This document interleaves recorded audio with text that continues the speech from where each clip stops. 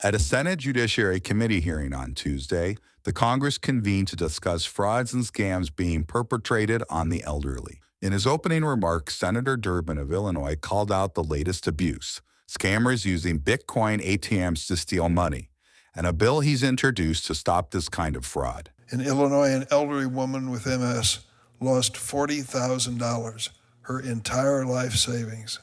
The woman could not get around very well. The scammer even called an Uber car to pick her up and drive her to the local crypto ATM.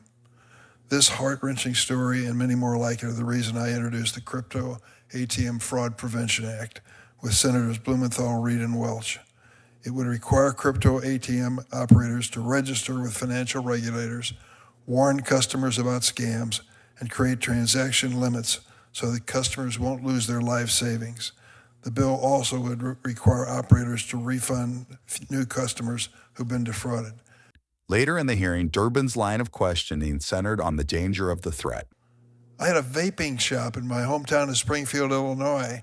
I asked him to finally remove the crypto ATM machine because the owner was so embarrassed by the older people who came in there crying, tearing up, screaming, putting money into a machine, believing that they were saving themselves from a criminal prosecution. I mean, it's an outrage. So, Ms. Gunther, you know what I did with my bill because I worked with AARP to do it. Do you support it?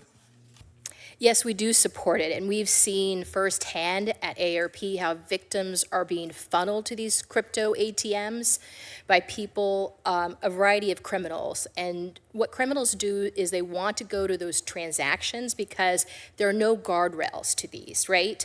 There's no trained staff like you have. No do-over. Yep, no do-over.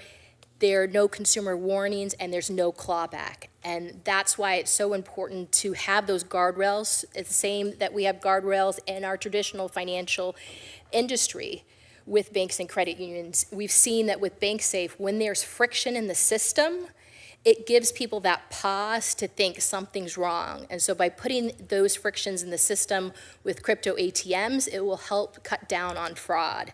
But I think we really can't get to it until we get to the front end of the issue, which is trying to figure out how to cut it off, the communication from the criminals that are using this social media tech and telecom company platforms to communicate with consumers. For more content like this, stay tuned to Congress Clips, and thanks for watching.